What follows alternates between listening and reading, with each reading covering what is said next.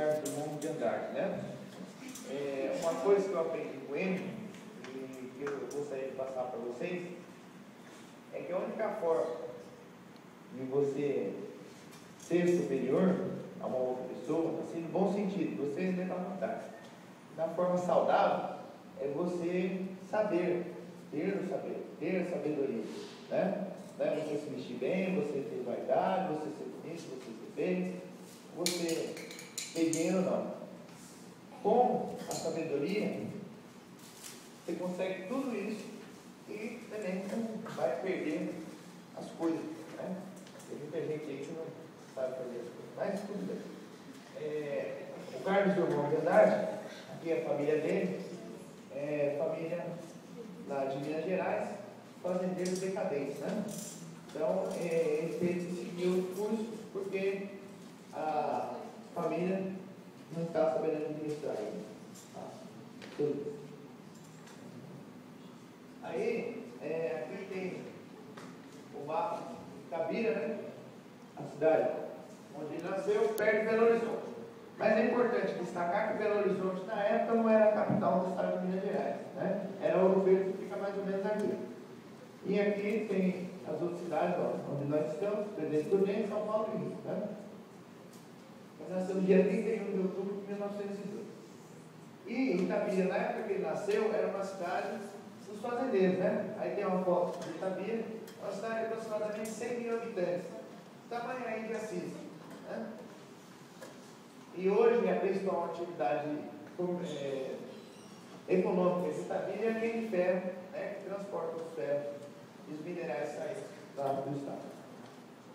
E a Vale fica ali, nessa região, né, e é transportado até o Porto de Vitória, no estado do Espírito Santo.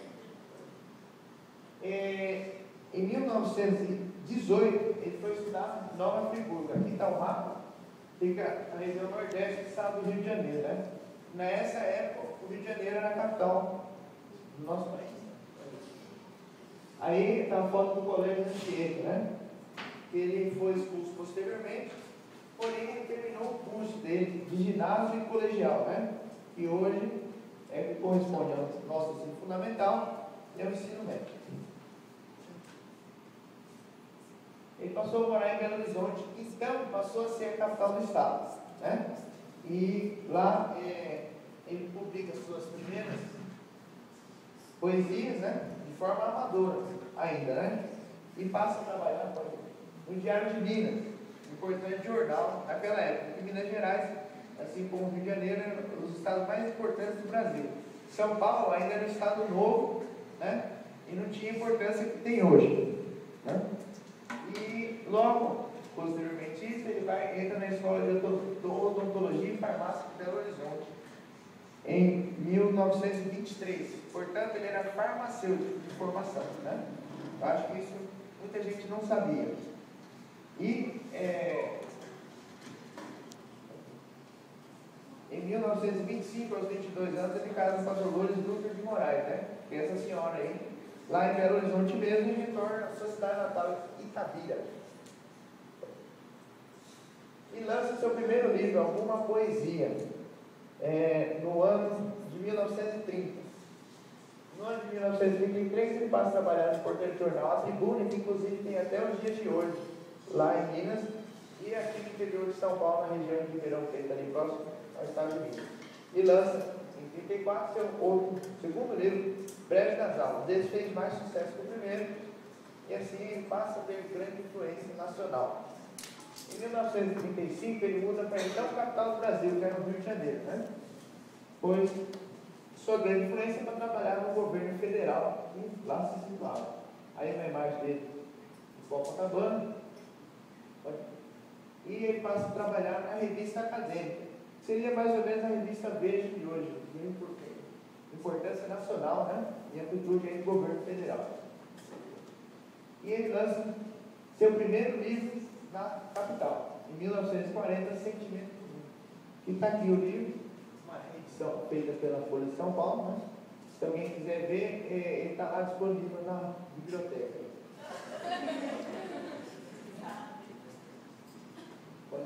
Esse é o outro livro, Poesia. Poesias, Fazendeiro Claro em Poesias. Né? Esse livro foi lançado em 1942. Né? E dentro desse período ele lançou diversos livros. Porém, esse Passeio da Ilha fez muito sucesso aqui no Brasil. E aí, o próximo livro, eles fizeram lançamento na Argentina. Né? Foi fala amendoeira. Amendoeira, para quem não sabe, é a mulher que vem de amendoim. Exatamente. O professor falou um negócio aqui que eu não sei levar por cento. A filha dele casou com a Argentina e ela mora lá. Seus netos nasceram lá, né? E ele teve uma grande importância e passou a fazer sucesso na América Latina. Né? O título foi lançado em espanhol, como toda a América Latina fala espanhol, foi grande importância. Aí ele lançou, esse livro teve grande importância mundial. Só que em 62 foi lançado aqui no Brasil, chama Antologia Poética. Foi o último livro antes do golpe militar. Tem uma grande importância na sua carreira, apesar de muitos não perceberem. Aí teve o golpe militar em 64 e houve a censura, como a gente estudou lá, por parte do governo. Aí, tá vendo? As mulheres lá lutando contra a censura, só que teve um porém, ele não teve problema com isso, porque ele não mexia com política, certo? Ele ficava só lá dentro e tal, e isso fez com que ele tomasse asa, porque muitos artistas aqui do Brasil foram presos, foram exilados, e ele ficou meio sozinho. Então esse é o seu destaque aí. Ele lançou a Antologia Poética em 1965 em Portugal, né? E esse título também foi passado para a língua inglesa, lançado nos Estados Unidos também em 65 e na França também, e na Alemanha. Eu não consigo colocar aí na Alemanha, mas tudo. E aqui em 1966 ele lançou outro livro, Cadeira de Balanço, só que na Suécia. Para você ver como ele fez sucesso, ele chegou até os países nórdicos. Né?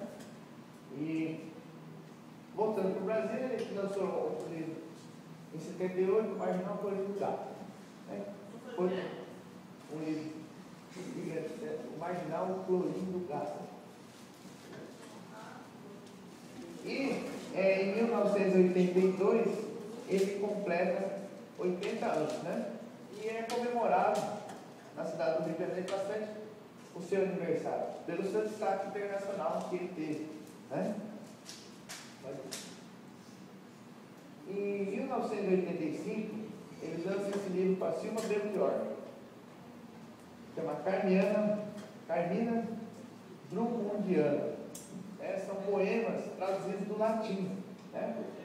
Então isso aí, na minha opinião, deve ter grande valor, porque é muito difícil você pegar um poema do latim e traduzir, né?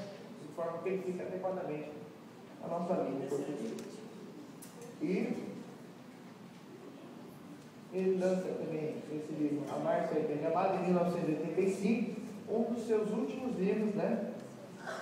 Já no seu final da carreira, com 83 anos. E esse livro que ele lançou, um livro de história infantil, o único que ele lançou, né? História dos Dois Amores, Literatura Infantil. Aí, com ilustrações do Ziraldo. Né? O Ziraldo também foi exilado aí, no período da ditadura, e já teve história muito exilada. E o último lançamento internacional dele, em 86, Tempo, Vida e Poesia. Foi em Nova York, aí, como vocês podem ver na minha esquerda, coloquei para vocês entenderem. Foi lá em Nova York, foi o último lançamento internacional dele. Né? E o último lançamento nacional, o último livro que ele escreveu, os seus últimos poemas, chama Faroel. Ele lançou lá no Rio de Janeiro, em 1987, no ano da sua morte. Então, no dia 17 de agosto, ele morre no Rio de Janeiro, após complicações do infarto. Né?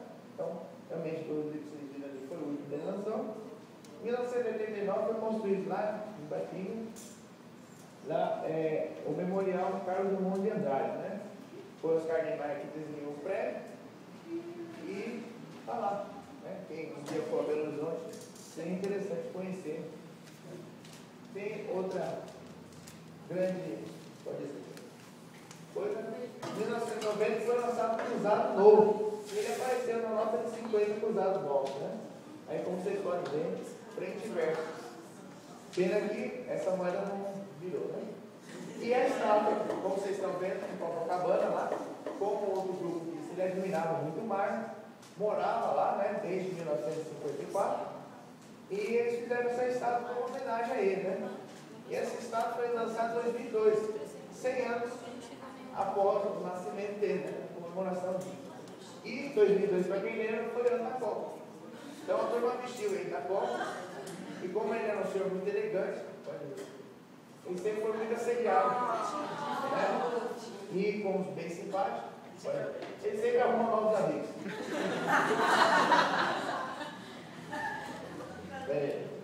E aí a moeda comemorativa de R$2, né? E foi lançada também em 2002. Essa moeda é só comemorativa, você não pode pegar a moeda, até porque ela é muito cara, você não pode pegar a moeda e querer pagar lá um favor com essa moeda. Mas se você um dia for no Banco Central, você pode ver essa moeda, está disponível lá, tem várias outras moedas, né? De grandes